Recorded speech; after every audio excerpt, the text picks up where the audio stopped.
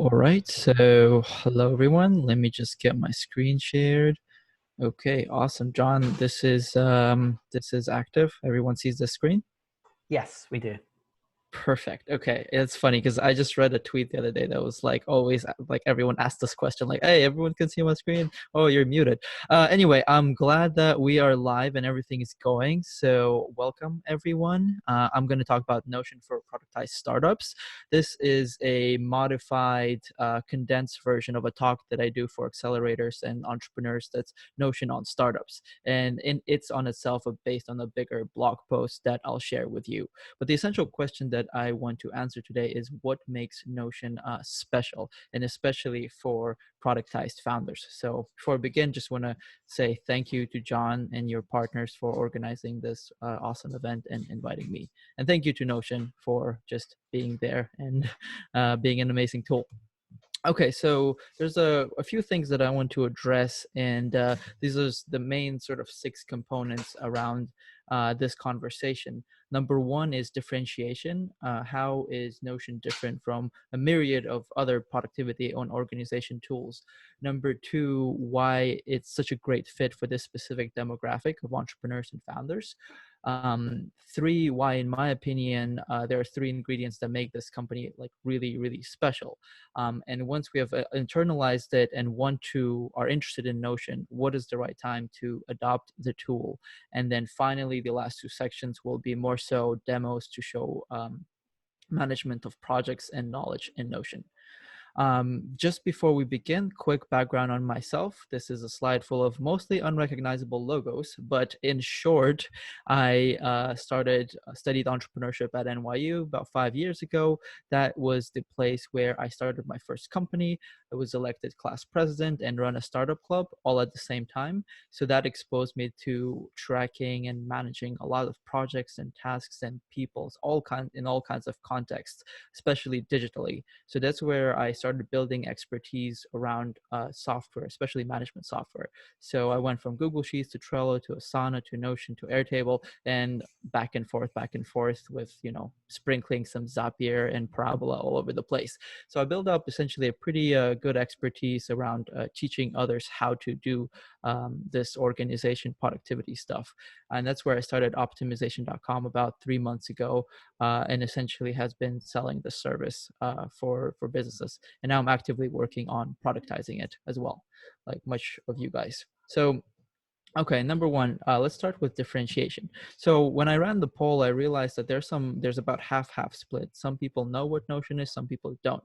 But the very basics is that this is a organization tool that essentially puts everything all into one place. And that is your notes, your docs, your knowledge bases, your wikis, all your tasks, projects, to-dos, assignments, due dates, and then databases and storage of any information, whether it's about customers or products or anything like that. And so Notion's philosophy here is to try to unsilo information from all kinds of different tools and put it all into one coherent system where the switching cost essentially is zero, and you don't have to switch between context or jump around. It's information that's always in front of you and ready to be actionable. For me, when I discovered Notion about 2 years ago, I was running an entrepreneurship club and doing a lot of events, about 30 events per year, with its individual requirements for marketing, for organization, for speakers and whatnot. And I was always lost between all these tools. And when I discovered Notion, this was kind of the moment where I felt like this, that, on one hand, I just had one Notion and the rest of the tools pale in comparison and like been a mess. So, that is the overview. I think it's best, of course, for everyone who has not tried Notion to go to notion.so, check out their website and really understand from their perspective what the tool is, and of course play around with it, which I'll show you a little bit later. Okay, so number two, why is it so good for founders? From my perspective, when you are a founder, an entrepreneur, or starting something new, creating a company into existence from thin air, it's really difficult, of course. And not only it's difficult, there's so many things to do, so many hats to wear, and oftentimes it gets overwhelming. So I think adding on top of that the idea of exploring and learning and buying and installing like new software and then jumping around between it, all kinds of context, is not important or urgent at all. So I think it has to be minimized as much as possible. And Notion essentially allows to do that, to focus on the work that matters instead of focusing about organizing and getting to the work. I think the illustrator at Notion, and they have their own illustrator, which is pretty cool, captured this problem really well in this graphic, where of course we've got a team, stressed out and a little bit confused about all the tools they're having to wrangle into one place. I really think this captures perfectly the problem. And when I personally internalize it and realized how powerful this tool is, this is how I felt.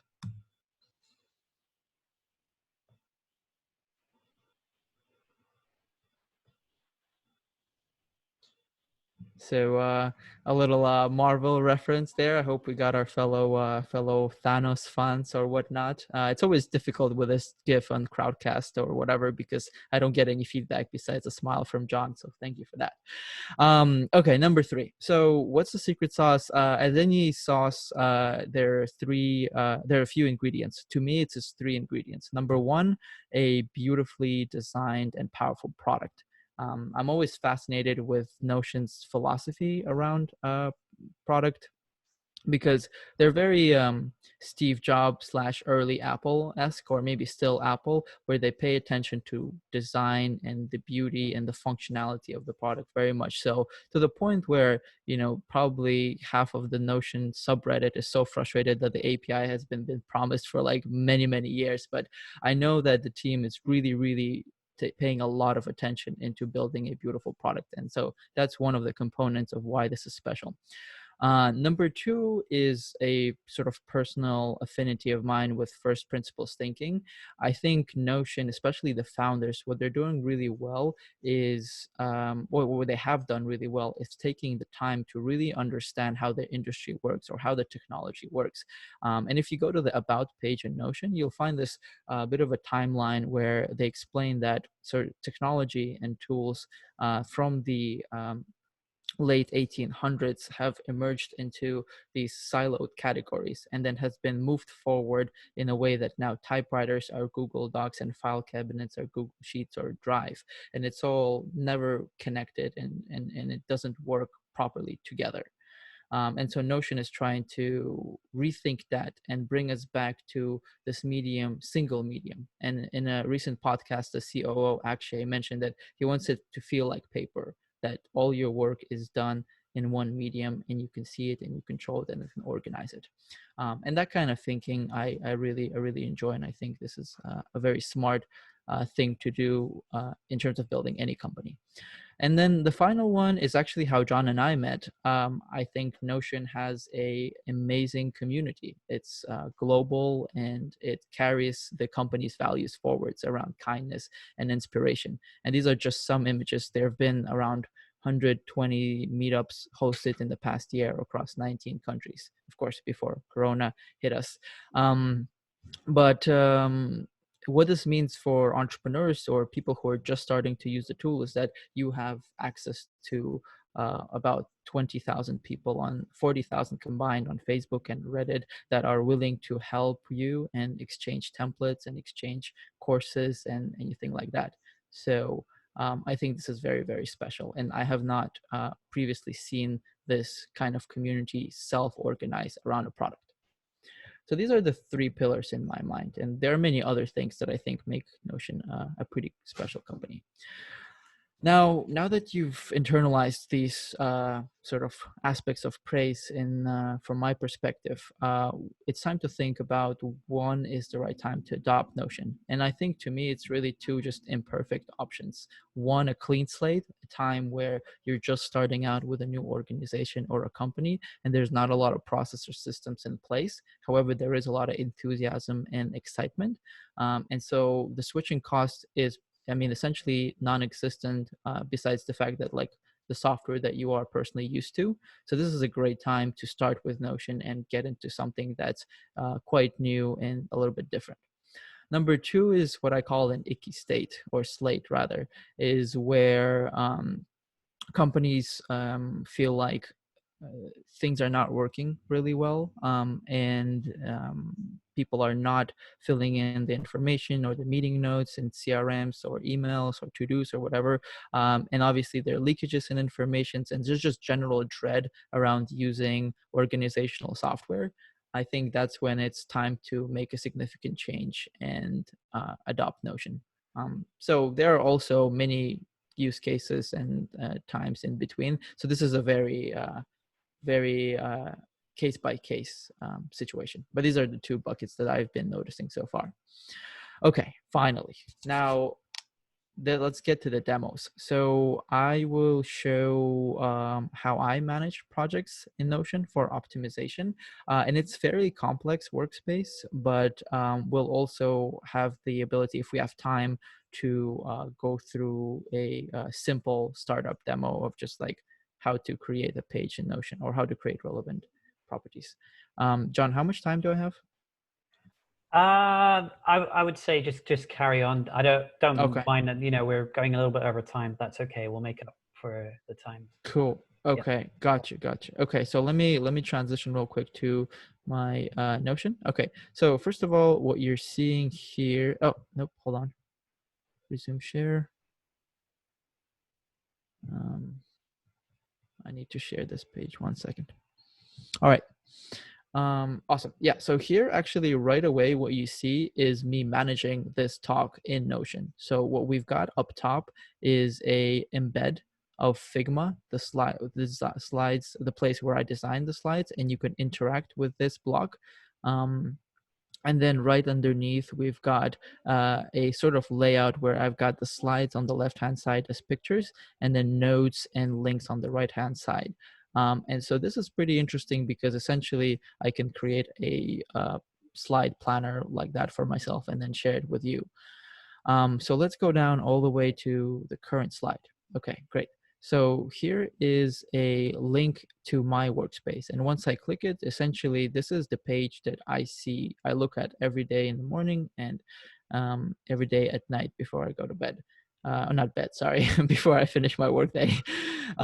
So a couple interesting things that I love about Notion is its ability to add taste to your workspace. So at top, I have a screen capture from First Man, the movie about Neil Armstrong, which always makes me feel like, remember that whatever entrepreneur's doing or I am doing is scary, exciting, and thrilling, and definitely lonely sometimes. Then we've got a quote from Naval from his super Twitter thread on how to be wealthy or how to become wealthy. It's a really good one. I'll probably link it somewhere. And then on the right-hand side, we've got a table of contents, which is something that I can jump around. And these are headings of sections. Now, right underneath it, we have essentially what is called linked databases. And think of linked databases as portals or views into your data. For you to better understand it, I have a database of tasks. And generally, it looks like this.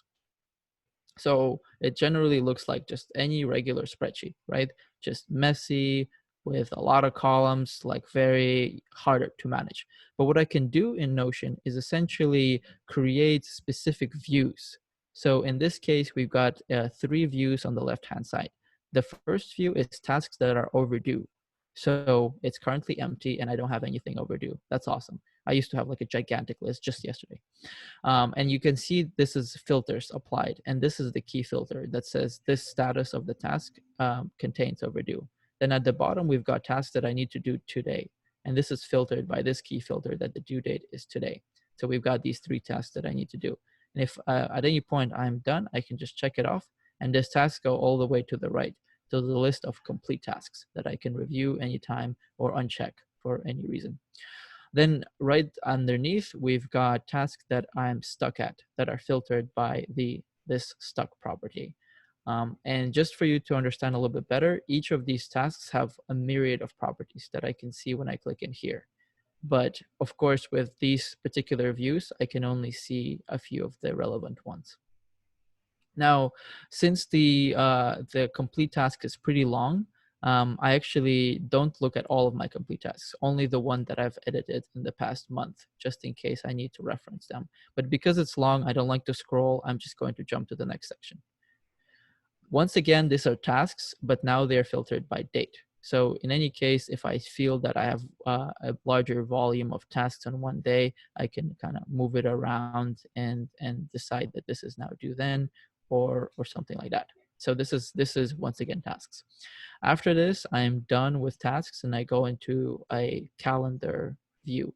And these is called, in my case, milestones. So these are some kind of like big events like the talk today or presentation yesterday or completion of projects with clients or specific achievements or deliverables.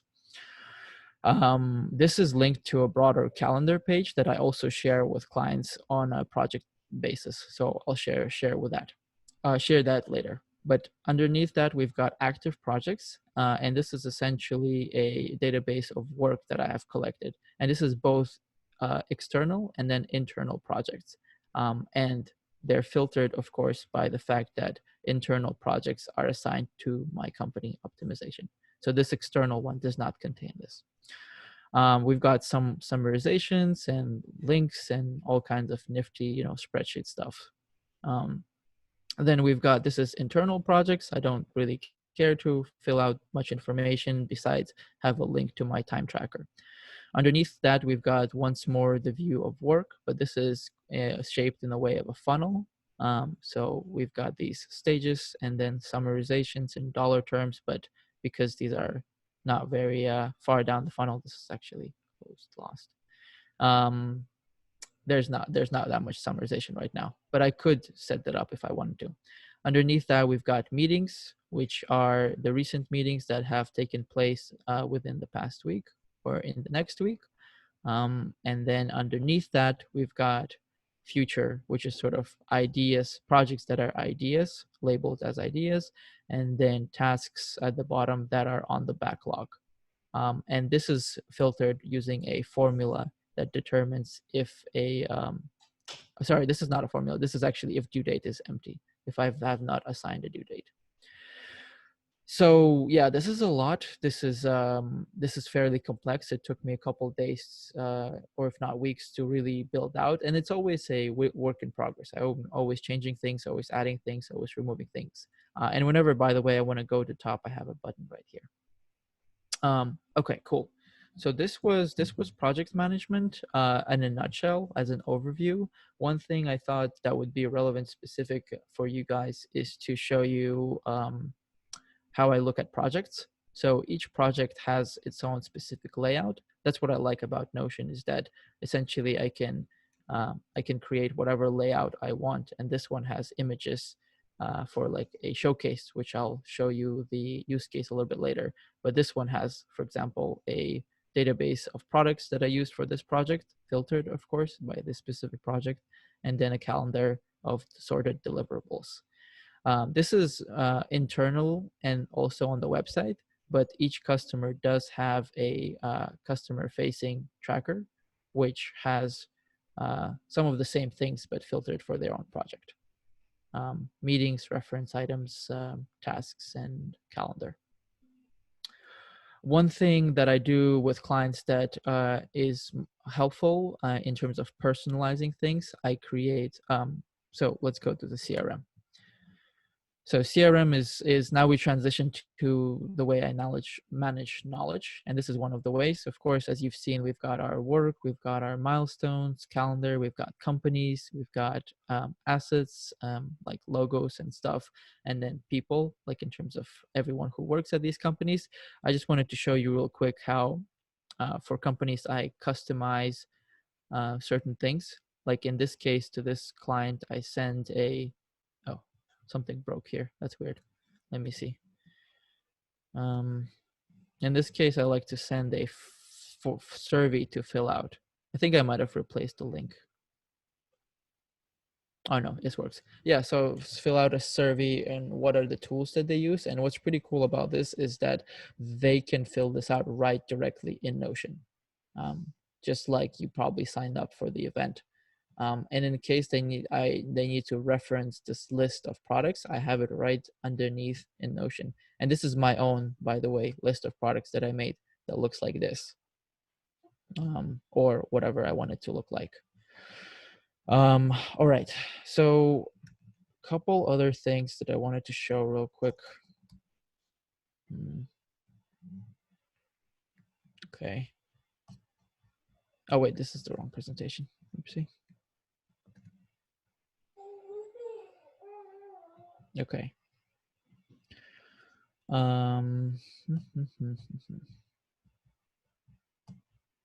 Okay, so I've shown you the CRM, and then one thing that I like to tie it in very neatly is actually with my public-facing website. So this is an old version that's actively live, but it's being replaced. Essentially, I value transparency in my consulting practice. So what I do is actually place these company and project items right on the front page with dollar value and all. So what this using Notion enables me to do is essentially modify anything on the CRM and see the changes immediately be reflected on my website. So I think that's pretty cool. And this is the same for networks and my tools and like perks that I offer companies. However, this website is being retired right now in favor of a more traditional landing page. And as you see here, what I can do is actually collect signups at the very top, and sort of lay this out like a more, how to say, traditional slash pretty landing page. Okay, well, so this was a lot of coverage. The last thing I want to perhaps show is how I look at managed content. I'm sure people are familiar with Pocket or Instapaper or whatever clippers they are. Notion has a really good web clipper, or not really good. It's a decently good web clipper where you can essentially collect information from the web. In this case, I've got all kinds of content. This is guides, videos, articles, live streams, and whatever. And so what I do when I add a piece of content through the web clipper, first of all, Notion automatically captures the text. And then I go in and assign, write in the author, the publication, the type of content, the topics it is related to, and then any projects that it's tied to. So for example, Notion recently raised $50 million. So I added this to my database, and this is related to tools and related to subtopics Notion. So if anyone uses Roam, this is kind of like my own version of bidirectional linking. Oh, oops, that's the wrong page. I think I deleted it by accident. So there we are, that's the right page. So now when I click onto Notion, I see these collection of content already displayed right in front of me. Okay, well, now I'm actually done. So I've shown everything I wanted to show, which is most certainly complex. So I'll be happy to answer any questions. I don't have this templatized right now, but it's actually one of the things I'm working on, a Notion marketplace for really complex and detailed templates. So be on the lookout for that. But I will share this this link with you, and at the very bottom, you can leave some feedback about this presentation. And on that note, I am done. Thank you, John.